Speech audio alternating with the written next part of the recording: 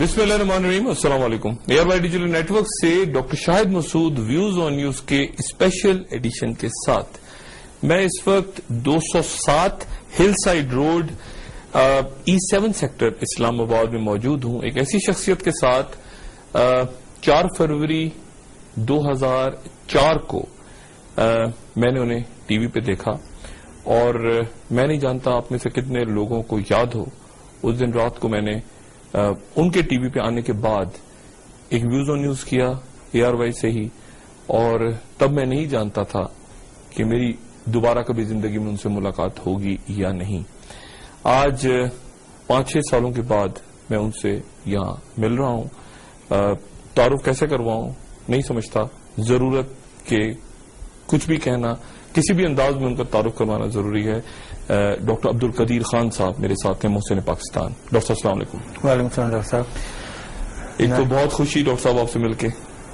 مجھے بھی بہت خوشی ہے. آپ کو ریگولرلی دیکھتے رہتے ہیں ٹی وی پر اور ہمیشہ آپ کا پروگرام بہت ہی امپارٹنٹ ہوتا ہے, نالجبل ہوتا ہے اور اس سے ہم بہت کچھ سیکھتے ہیں. تو آپ کو تو پتا ہے ہم لوگ تو سائنٹسٹ اور انجینئر جو ہیں تو ایک طرح سے نئیو ہوتے ہیں, پالیٹکس وغیرہ میں کوئی انٹرسٹ نہیں لیتے, لیکن اگر کوئی اچھا اینکر پرسن ہو اس کا پروگرام دیکھ کر تو ضرور بہت سی چیزیں جو ہیں وہ ان کی مجھ شگافیاں جو ہیں وہ ہم پر آیا ہو جاتی ہیں. تو آپ کو پروگرام تو میں ریگولرلی ضرور دیکھتا ہوں. ڈاکٹر صاحب اس دن آپ کو پتا ہے جب آپ کو اندازہ تھا کہ میں نے رات کو اس دن کچھ کیا؟ جی ہاں 7 سال پہلے کی بات. ڈاکٹر صاحب اس دن نہ صرف میرے خیال سے پورا پاکستان رویا بلکہ میں بھی رو دیا, کیونکہ زندگی میں بھی 2 ہی مرتبہ رویا ہوں. ایک 71 میں جب پاکستانی فوج نے ہتھیار ڈالے اور میں اس وقت بیلجیم میں تھا. جب وہ میں نے دیکھا تو میں بہت رویا اور میں نے 3-4-5 دن تک کھانا بھی تقریباً نہ کھایا اور بہت سارا وزن کھو دیا. اور اس کے بعد جس دن آپ کو جو پروگرام دیکھا اس دن آپ کے ساتھ مجھے بھی بہت رونا آیا. حالانکہ میں اپنے والد کے انتقال پر, والدہ کے انتقال پر, بھائیوں کے انتقال پر کبھی نہیں رویا. اس دن پوری قوم روئی تھی. پوری قوم روئی تھی بالکل. ڈاکٹر صاحب یہ بتائیں کہ آپ کی طبیعت کیسی ہے؟ آپ کا کینسر؟ ڈاکٹر صاحب کو پتا ہے کہ جب آدمی ٹینشن میں ہو اور اس قسم کے حالات ہوں, اس کے ساتھ اس قسم کا سلوک کیا جائے تو اس کے سائڈ افیکٹ بہت ہوتے ہیں. تو اسی کا ایک نتیجہ یہ نکلا کہ مجھے پروسٹیٹ کینسر ہو گیا تھا اور ڈاکٹروں نے یہی کہا جو ریگولرلی آتے ہیں کہ یہ اسی نظر بندی اور شرارت کا نتیجہ ہے کہ جس سے آپ کو پروسٹیٹ کینسر ہوا. پھر وہ کراچی کے اندر اس کا آپریشن کیا. فرت عباس صاحب نے آغا خان ہاسپٹل میں, فرت عباس بہت ہی اعلیٰ درجے کے سرجن ہیں, اللہ کا شکر وہ کامیاب رہا. ریڈیکل سرجری تھی اور اس سے نکلنے میں فزیوتھراپی کرانے میں کافی ٹائم لگا اور اب بھی ریگولرلی چیک ہوتا رہتا ہے ہر تیسرے مہینے. آپ میڈیسن پہ ہیں ابھی؟ میڈیسن پہ ہے. ٹھیک ہے, ختم ہو گیا بالکل. ہاں ابھی اللہ کا شکر ہے ہر تیسرے مہینے چیک ضرور ہوتا ہے, لیکن جو میڈیسن لیتے رہتے ہیں پروبیبلی اس سے وہ کنٹرول میں ہے. پی ایچ سے ہم ٹیسٹ کرتے رہتے ہیں جو اس کا انڈیکیشن ہے کہ کینسر ریکرنس تو نہیں ہو رہی. ڈاکٹر صاحب ایک بات, چودھری شجاعت حسین کہتے ہیں کہ جی اس دن پوری قوم کا جو قرض تھا وہ عبد القدیر خان صاحب نے چکا دیا. معافی جب آپ نے مانگ گیا کہ ٹی وی پہ, اور بہت سے لوگوں کا بوجھ آپ نے اپنے اوپر لے لیا, الزام اپنے اوپر لے لیا. آپ کچھ کہنا چاہیں گے؟ کیونکہ ہمیں آج تک سمجھ ہی نہیں آیا کہ کیا ضروری تھا یا اس کے بغیر بھی بات نہیں. دیکھیے بات یہ ہے کہ اس وقت حالت ایسے تھے, بہت امریکہ کا پریشر تھا, بش جیسا پاگل ہوا تھا. پھر چودھری شجاعت ہمارے بڑے اچھے دوست تھے, بہت پرانے تعلقات تھے. وہ ایک طرح سے ایک میڈیٹر تھے, وہ آتے جاتے تھے, بہت ریگولرلی وزٹ کرتے تھے. انہوں نے, ظفر صاحب نے بھی سمجھایا کہ میں ایز این انڈیویجول اپنے اوپر یہ ذمہ داری لے لوں یا الزام لے لوں تو ملک بچ جائے گا, سینکشنز UN سینکشن وغیرہ یہ وہ. تو اس کے ساتھ مجھ سے بہت سارے وعدے کیے گئے جو ہمیشہ کی طرح جو بعد میں پتہ لگا کہ مشرف کی عادت تھی, ان سے سب سے پھر گیا.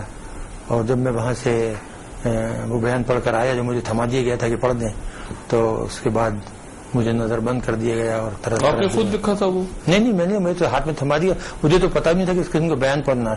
اس وقت صبح 10 بجے چودھری شجاعت آئے خاص طور سے مجھ سے ملے کہ ابھی آپ نے سزا سے ملنا ہے اور اس چیز کو ہم شارٹ آؤٹ کر دیں گے. اور ان کو بھی علم نہیں تھا کہ اس کو ان کا بیان دیا جائے گا اور لے جا کے پڑھنا ہے. جب میں وہاں گیا مشرف سے ملا تھوڑی دیر کے لیے, تو اس کے بعد آپ کی اسی دن ملاقات ہوئی تھی جس دن آپ نے معافی کی؟ جی ہاں اسی دن میں ملا. اس میں کوئی بات ہوئی تھی کہ آپ نے معافی مانگنی ہے, ایسی کوئی بات؟ نہیں مشرف سے. جی انہوں نے کہا نہیں اس نے یہ کہا کہ ہم آپ کو ریہیبلیٹیٹ کر دیں گے, اور آپ تو ہیرو ہیں, قومی ہیرو ہیں, یہ وہ. جب میں باہر نکلا تو تھوڑا سا پریس بھی کھڑا ہوا تھا. انہوں نے پوچھا, میں کہ وزٹ اچھی, ملاقات اچھی رہی. میں نے جو حالات تھے ان کو بتا دیے, جو فیکٹ تھے, اور ہی شوڈ انڈرسٹینڈنگ. تو بعد میں مخدوم علی خان تھے, یہ HPD کے لوگ تھے, ان کا جی کہ آئیں ادھر ادھر بیٹھ کے باتیں کرے. تو مجھ سے کہا مخدوم علی خان نے کہ یہ بیان پڑھنا ہے آپ نے. تو میں نے پڑھا, تو میں نے جی مسکرا کے کہ آپ نے تو پورا غلاظت جو میرے اوپر ہی ڈال دی ہے, بار بار کہ جی میں نے کہا, میں نے. تو ڈاکٹر صاحب یہ کوئی نہیں مانے گا اور نہ پوری قوم جانتی ہے آپ کو. تو میں نے کہا جی پھر بھی میں اس کو اس طرح نہیں پڑھوں گا, آپ اس میں ایک جملہ ڈال دیجئے کہ I did it in good faith and my colleagues also did in good faith. اور وہ سب اس کا مطلب سب کو فوری پتہ لگ گیا. جیسے دوسرے اخبارات میں بات آئی, ہر ایک نے یہی کہا کہ کوئی شخص کوئی غلط کام جو ہے وہ گڈ فیتھ میں نہیں کرتا. آپ اگر نہ پڑھتے وہ مجھے اس وقت خیال نہیں تھا, میں یہاں سے گیا اس لیے تیار نہیں تھا. اور میں نے سوچا کہ دیکھیے میں نے اور میری فیملی نے اپنی ایک طرح سے خاندانی زندگی تباہ کر دی تھی ملک کو بچانے کے لیے, اور میں سب چھوڑ کے آ گیا تھا یورپ سے. میرے پاس لاتعداد آفرز تھے پروفیسر شپ کے, اور یہ وہ بڑی اعلیٰ درجے کی نوکری تھی. میں ہالینڈ کو ریپرزینٹ کرتا تھا کامن مارکیٹ میں, research and development industrial group میں. یعنی یہ بڑا آنر تھا میرے لیے کہ فارنر ہو کے.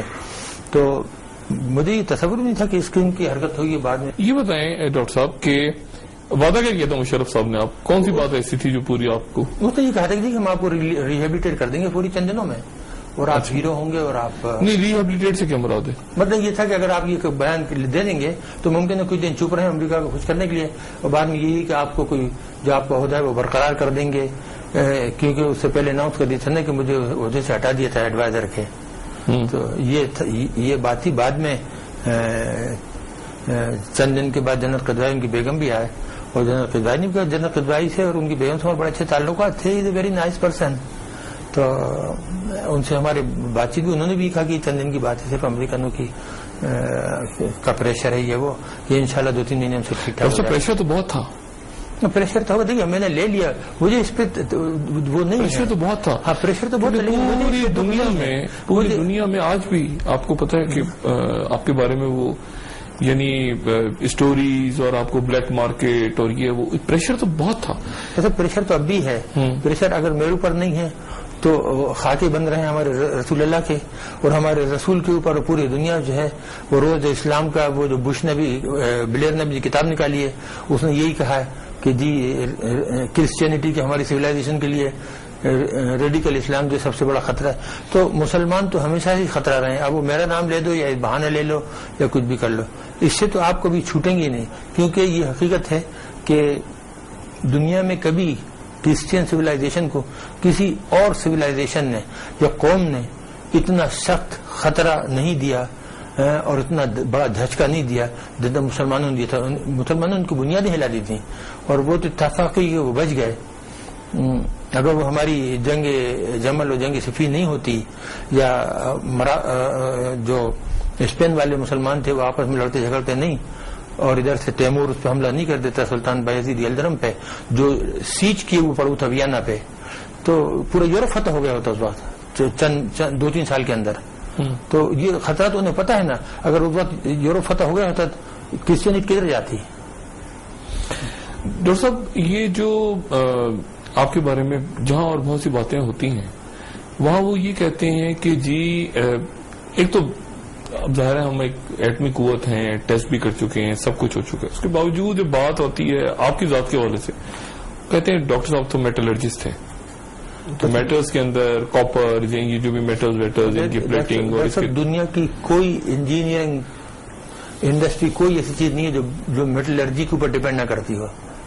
اور میں فزسسٹ بھی ہوں, میں میٹالرجیکل انجینئر ہوں.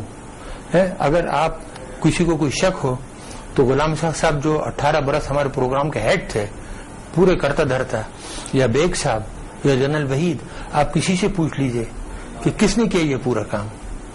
بنا کے تو میں نے دیا, بنا کے تو میں نے ان کو 83 میں 84 میں سامنے دکھا دیے تھے, لا کے بنے بنائے تیار رکھے تھے.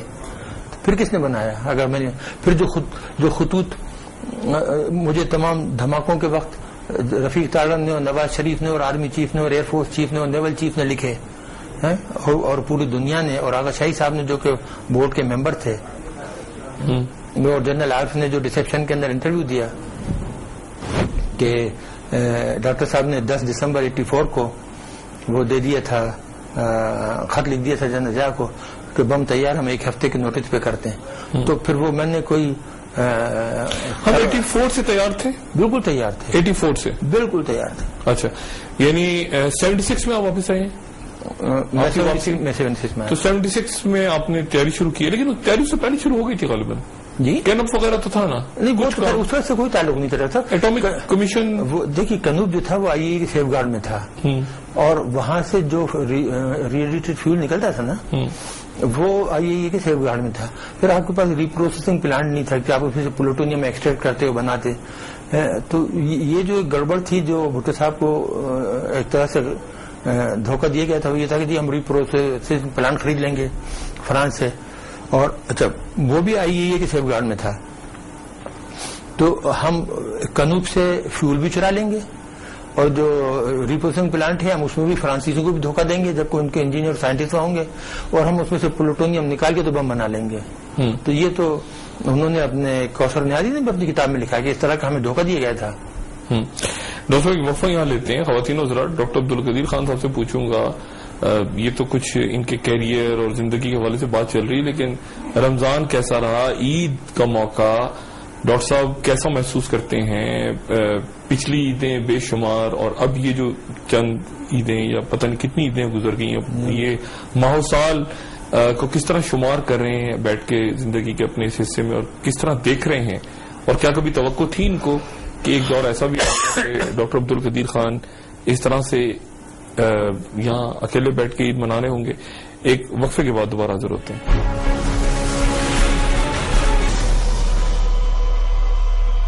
ویلکم بیک خواتین و حضرات, ڈاکٹر عبدالقدیر خان صاحب کے ساتھ میں موجود ہوں آج کے اس خصوصی پروگرام میں. ڈاکٹر صاحب, آپ کے بارے میں یہ بھی ایک خبریں رہیں کہ آپ کو قتل کرنے کے لیے کوئی دستے وغیرہ آئے ہیں امریکہ سے.